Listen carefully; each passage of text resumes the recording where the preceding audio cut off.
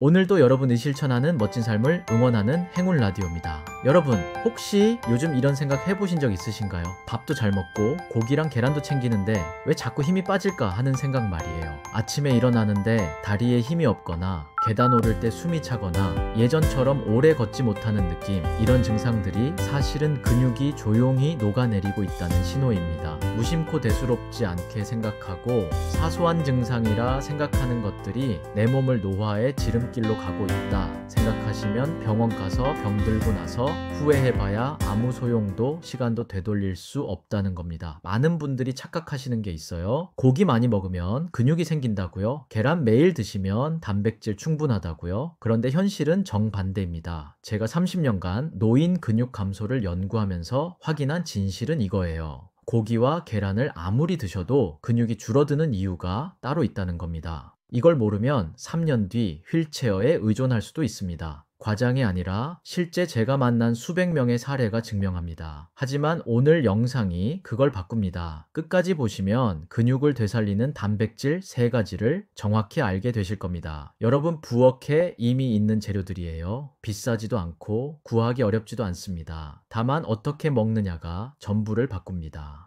안녕하세요. 30년간 노화와 단백질 대사를 연구해온 김민수 박사입니다. 얼마 전 만난 72세 정순실 할머니 이야기입니다. 이분은 제가 20년 넘게 알고 지내온 분이에요. 매일 아침 6시면 동네 뒷산을 오르셨고 삼시세끼 고기 반찬에 계란 2알씩은 꼭 드셨습니다. 단백질 보충제까지 챙기며 건강관리에 누구보다 신경 쓰던 분이었죠. 그런데 어느 날부터 일어나기가 힘들다고 하셨어요. 계단 오를 때 다리가 후들거리고 장 보러 가는 게 무섭다고 하셨습니다. 처음엔 저도 나이 탓이라 생각했어요. 70대면 당연히 체력이 떨어지는 거 아니냐고요. 하지만 문제는 그 속도였습니다. 불과 6개월 만에 혼자 화장실 가기도 힘들어지셨어요. 집안에서도 벽을 짚고 다녀야 했습니다. 정밀 검사 결과를 보고 저는 충격을 받았습니다.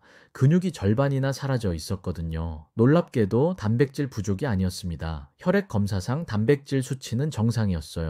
문제는 흡수 실패였습니다. 먹은 단백질이 근육으로 가지 못하고 그냥 배설되고 있었던 거죠. 이 이야기를 끝까지 들어야 진짜 원인을 알 수 있습니다. 왜냐하면 정순실 할머니처럼 열심히 챙겨 드시는데도 근육이 줄어드는 분들이 너무 많거든요. 여러분도 혹시 이런 증상이 있으신가요? 밥은 잘 먹는데 자꾸 힘이 빠지는 느낌, 그게 바로 단백질 흡수 실패의 신호입니다. 혹시 아직 구독과 좋아요를 누르지 않으셨다면 지금 바로 눌러주세요. 이 채널은 여러분의 건강한 노년을 응원합니다. 이 내용이 부모님 건강을 바꾸는 시작이 될 겁니다. 끝까지 보지 않으시면 가장 중요한 실천법을 놓치게 됩니다. 마지막에 나올 단 하나의 습관이 모든 것을 바꿀 수 있으니까요. 이제 왜 고기만으로는 근육을 지킬 수 없는지 하나씩 정확하게 알려드리겠습니다. 여러분의 식습관을 바꾸는 작은 실천만으로도 충분히 근육을 되살릴 수 있습니다. 나이가 들면 위산 분비가 절반으로 줄어든다는 사실 아시나요? 이게 첫 번째 문제예요. 젊을 때는 고기를 먹으면 위에서 강력한 산이 나와서 단백질을 잘게 분해합니다. 그래야 장에서 흡수가 되거든요. 그런데 60대가 넘어가면 위산이 턱없이 부족해져요. 고기를 아무리 많이 드셔도 분해가 안 되니까 그냥 통째로 내려가는 겁니다.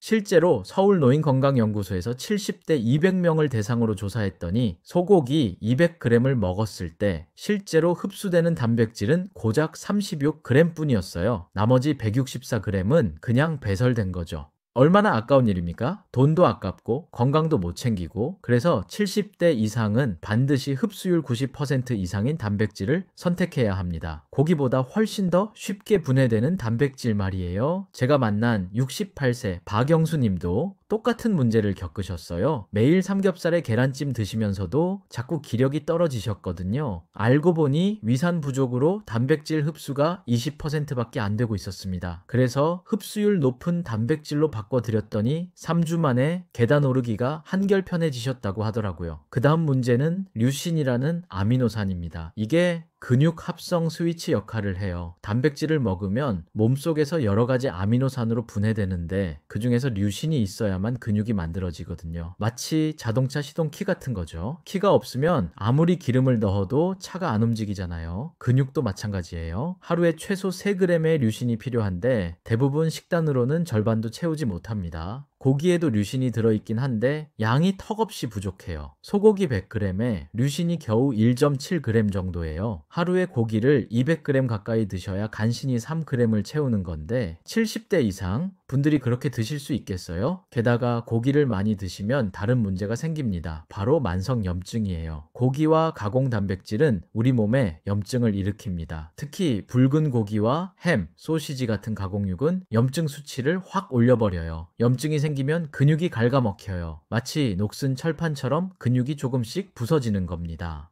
한국노화연구소에서 65세 이상 500명을 5년간 추적조사한 결과가 있어요. 염증 수치가 높은 사람은 근육 손실 속도가 3배나 빨랐습니다. 같은 양의 단백질을 먹어도 염증이 있는 사람은 근육이 늘지 않고 오히려 줄어들었어요. 이게 얼마나 무서운 일인지 아시겠죠? 제가 상담한 73세 최경희 할머니는 매일 고기 반찬을 드셨는데도 다리가 점점 가늘어지셨어요. 검사해보니 염증 수치가 정상의 4배였습니다. 근육이 만들어지는 속도보다 염증 때문에 파괴되는 속도가 더 빠른 거였죠. 그래서 염증을 줄이는 단백질로 바꿔드렸더니 2달 만에 허벅지 둘레가 2cm 늘었어요. 근육이 줄면 혈당도 문제가 됩니다. 근육은 우리 몸에서 당을 가장 많이 쓰는 조직이에요. 밥을 먹으면 당이 올라가잖아요. 그 당을 근육이 흡수해서 에너지로 쓰는 거예요. 그런데 근육이 줄면 당이 갈 곳이 없어집니다. 그래서 혈관에 당이 쌓이고 그게 당뇨로 이어지는 거죠. 실제로 69세 이준모님은 근육량이 줄면서 혈당이 2배로 뛰었습니다. 원래 공복 혈당이 100이었는데 1년 만에 200이 넘어버린 거예요. 당뇨약을 먹어도 혈당이 안 잡혔어요. 알고 보니 근육이 10kg이나 줄어 있었거든요. 근육을 되살리는 단백질을 드리고 가벼운 운동을 병행하니까 6개월 만에 혈당이 정상으로 돌아왔습니다. 마지막으로 가장 중요한 건 움직임입니다. 단백질은 그냥 먹기만 해서는 근육이 안 돼요. 반드시 움직임이 있어야 근육으로 전환됩니다. 식사 후에 30분만 가볍게 산책해도 흡수율이 40%나 높아진다는 연구 결과가 있어요. 반대로 먹고 바로 누워버리면 단백질이 지방으로 변해버립니다. 제가 만난 75세 김순자 할머니는 단백질을 열심히 드셨는데도 효과가 없다고 하셨어요. 알고 보니 식사 후에 바로 누워서 TV를 보시더라고요. 그래서 식사 후 20분만 집안을 천천히 걸으라고 권했더니 한 달 만에 계단 오르기가 훨씬 수월해지셨다고 기뻐하셨습니다.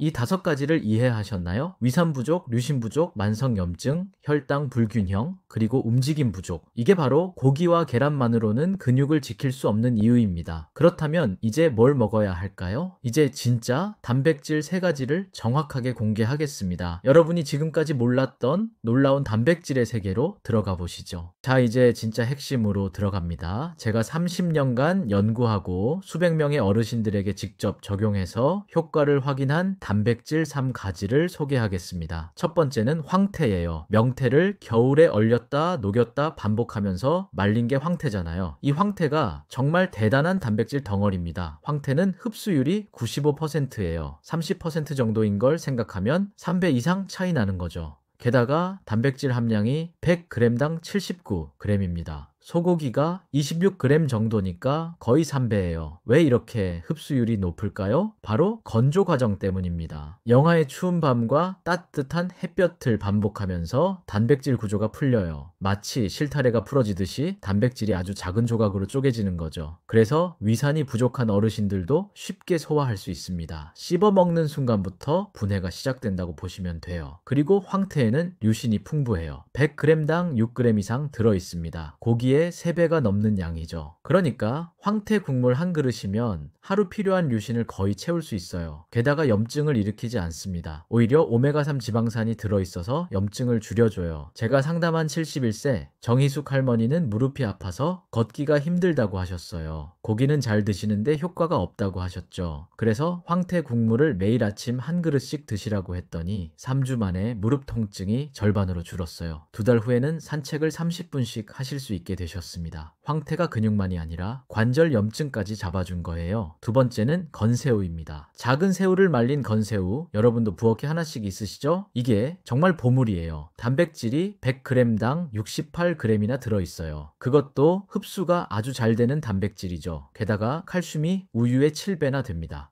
칼슘이 왜 중요하냐고요? 근육이 수축하고 이완하려면 칼슘이 필요하거든요. 칼슘이 부족하면 근육이 제대로 움직이지 못해요. 그래서 쥐가 나고 경련이 일어나는 거죠. 건새우는 단백질과 칼슘을 동시에 보충할 수 있는 완벽한 식품입니다. 건새우에는 키틴이라는 성분이 들어있어요. 새우 껍질에 있는 이 성분이 장내 염증을 줄여줍니다. 아까 말씀드렸죠? 염증이 근육을 갉아먹는다고요? 건새우는 염증을 막아주니까 근육이 파괴되는 걸 막아줘요. 게다가 타우린이 풍부해서 근육 피로를 빠르게 회복시켜줍니다. 66세 박철수님은 매일 운동을 하시는데도 근육이 늘지 않는다고 하셨어요. 알고 보니 운동 후 회복이 안 되고 있었던 거예요. 그래서 운동 후에 건새우 가루를 한 스푼씩 물에 타서 드시라고 했더니 한 달 만에 팔 근육이 눈에 띄게 늘었어요. 회복이 빨라지니까 운동 효과가 배가 된 거죠. 세 번째는 검은 콩입니다. 식물성 단백질의 왕이라고 불러요. 검은 콩은 100g당 단백질이 36g 들어있는데 동물성 단백질 못지않게 흡수가 잘 됩니다. 특히 류신과 이소류신 같은 필수 아미노산이 풍부해요. 근육 합성에 꼭 필요한 성분들이죠. 검은 콩의 진짜 장점은 안토시아닌이에요. 검은 껍질에 들어있는 이 성분이 강력한 한겸 효과가 있습니다. 근육을 만드는 동시에 염증을 잡아주니까 일석이조죠. 게다가 식이섬유가 풍부해서 장 건강도 좋아져요. 장이 건강해야 단백질 흡수가 잘 되거든요. 검은 콩은 혈당 조절에도 탁월해요. 단백질과 식이섬유가 함께 있어서 밥을 먹어도 혈당이 천천히 올라갑니다. 근육이 줄면 혈당이 오른다고 했잖아요. 검은 콩은 근육도 늘리고 혈당도 잡아주니까 딱 어르신들에게 맞는 식품이에요. 제가 상담한 74세 김미자 할머니는 당뇨가 있으셨어요. 혈당 때문에 고기도 마음대로 못 드시고 근육도 계속 줄어들고 계셨죠. 그래서 매일 검은 콩밥을 드시라고 했더니 석 달 만에 혈당이 안정되고 근육량도 3kg이나 늘었어요. 검은 콩이 혈당과 근육을 동시에 잡아준 거예요.